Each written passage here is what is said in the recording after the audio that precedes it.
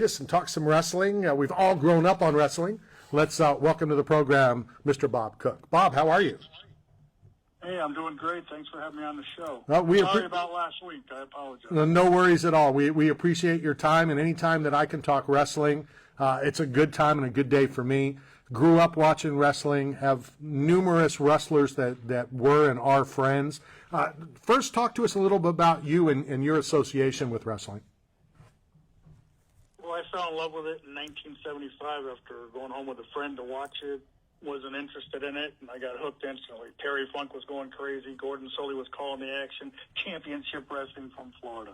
Greatest moment of my life, I thought, why doesn't everybody love this? What have I been missing? You know, the funny thing or the comment on that statement is I'm very honored and miss him dearly, to call Gordon Solie. He was a very good friend of mine. And when I got to know him, he did our TV show, and we would always hang out at all these events. And what a legend, and I hate that word legend, what a legend he is and was, and how he honed his craft and how he studied and how he handled his job still to this day is truly amazing.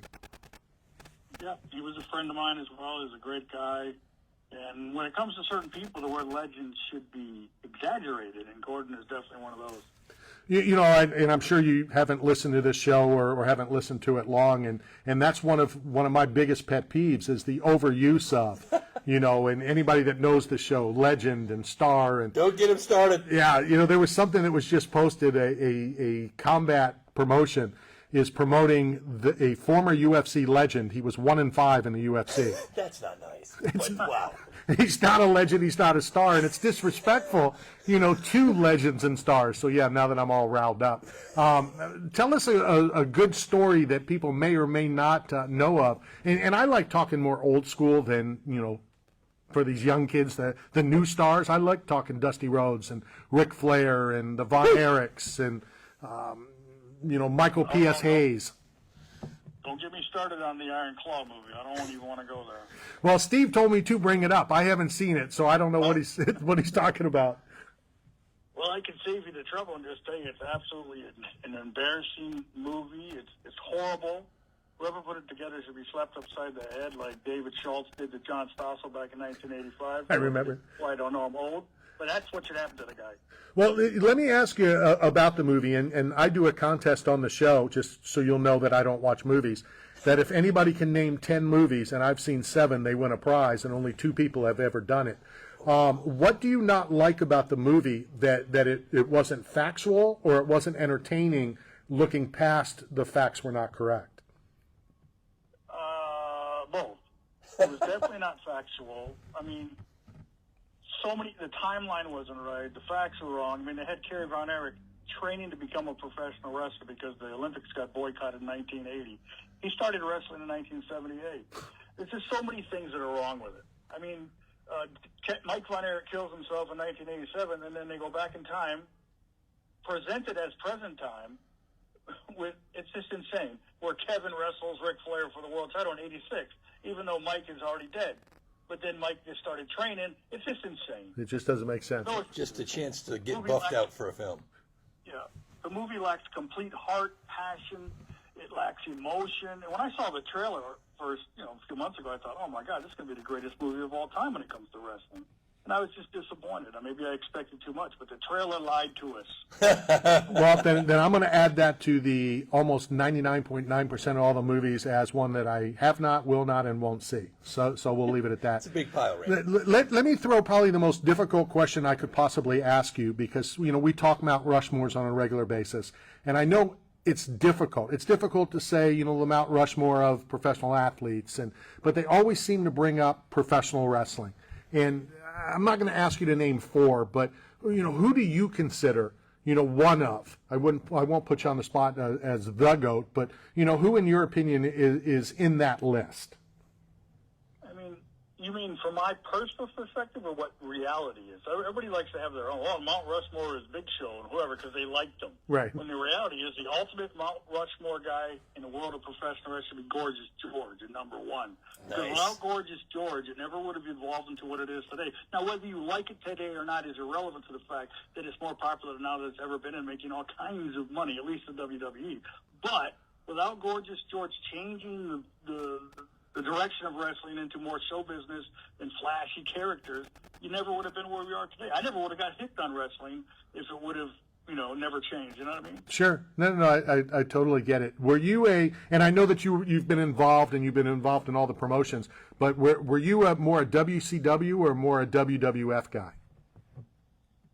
Well, I wrestled for WCW for 6 or 7 years. I only worked for WWE for a year, or WWF as we like to call it back then. Right. But I just love wrestling. I'm not somebody who goes, well, I don't watch this because I watch that. No, I love wrestling. Good. Every promotion throughout history has had good and bad, great and sad, and that's the reality.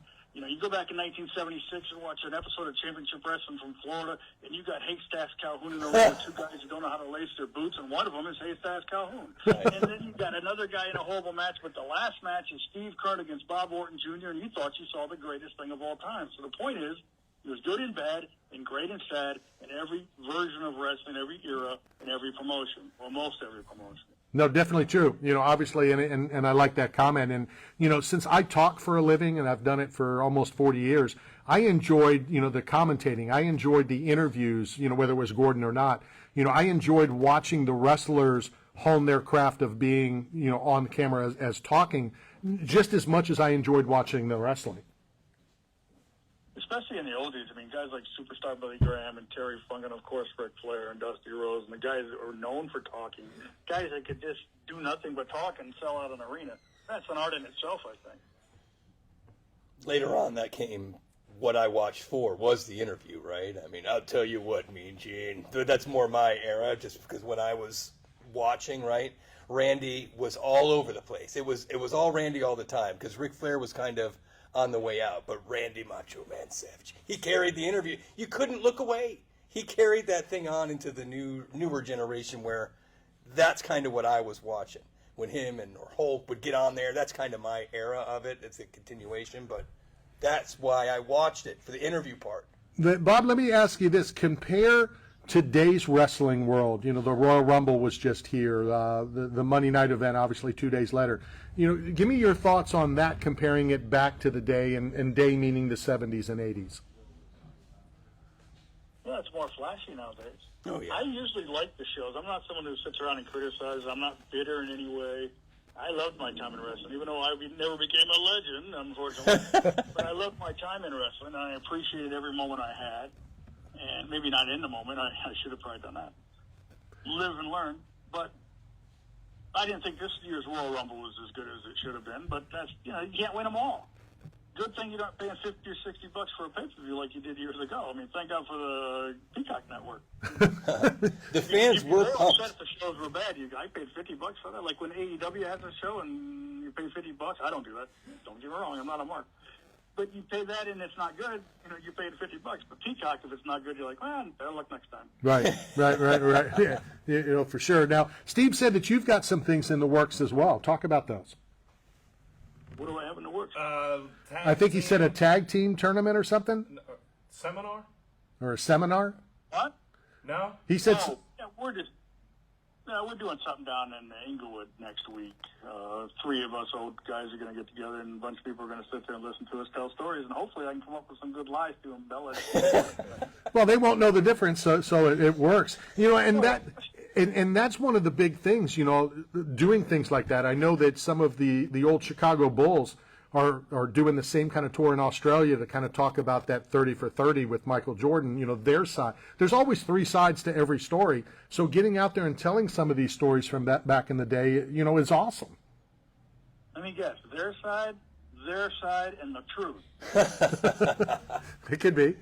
So, For wrestling, if you listen to a wrestler talk an interview, whatever it is, they call them shoot interviews nowadays, you can guarantee that at least 87% of it is bull crap, and the other 13% is complete bull crap. It's high numbers. Getting close to 100 there. I'm not, Marines aren't good at math. So are there any good wrestling movies that you'd recommend? Not that I'm going to watch them, but I could attempt it. Oh, yeah. I mean, I love The One and Only. It's an old movie starring Henry Winkler, of all people, hey, the Fonz, that's right, as a wrestler, a Gorgeous George type character, but it's set like in the 50s. But I love it because it shows the love you become for, or you get for wrestling when you start training. But he, in the movie, what he wants to do is be an actor. And he meets this guy who's let's just call him a little person. You know, Hervé Villachez from Fantasy Island. And he wrestles, he's an actor too in the movie, and he wrestles on the side, and he meets this. Anyways, he goes and he gets in wrestling, and he falls in love with it. And he's hooked to it. Almost ruins his marriage over it. That's what I loved about it. Not the marriage part, but just the fact Just the ruined marriage. marriage. You like the ruined marriage part. You know, I try to tell people, you know, about back in the day, you know, some of the younger kids, and they're now, you know, heavily involved in the WWE, and they love watching. You know, I remember back in the day being told that you guys would wrestle 2, sometimes 3 times a day in 3 different cities. yeah, that's another one of the wrestling exaggerations. It happened once in a while, but it wasn't like the norm. He might have wrestled 7 days a week, but and other people wrestled more than others, obviously. It all depended, but it wasn't really that hectic. Well, 7 days a week, I guess, is pretty hectic. I mean, you know. What would be one of your favorite matches that you were in, and why? Well, my favorite matches ever was with a guy named Rick Ryder, who I trained years ago, and we used to have what they call all kinds of bloodbaths here in Florida. Cage matches, chain matches, bolo matches, street fights, death matches, you name it, all over the state for 10 years. Indie shows and main events, semi-main events. Those were the most fun because we went out there and pretended to beat the crap out of each other, and the fans actually thought we were, and that's the best part. But I wrestled Ric Flair and a lot of the legends. Legends, I said. Uh-oh. And, Well, Ric Flair you know, counts, those are right? memorable just because of who they are, you know. How hard was it back in the day? And I've watched some of those reels, and you know, R-Truth came out and had a wrestler break character, and they bet whether he could or couldn't do it.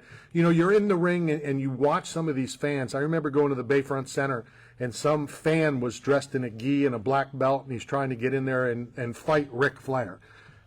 How do you like not see that, even though you see that in the middle of a match? Well, I mean, you're a professional. You try to focus on your job. I would guess. I don't know. You know, but in the good old days, the fans, even though they might say, I know it's all fake. But then they get so riled up, they jump in the ring and get their butts beat. I used to love that. My favorite wrestler of all time is Terry Funk. And he's why I started watching wrestling and got hooked on wrestling and wanted to be a wrestler. And I was proud to become friends with him. But the point is, I'm exaggerating, but almost every time he got in the ring in the glory days of believability and kayfabe, as they call it, fans, he used to have to beat the fans up.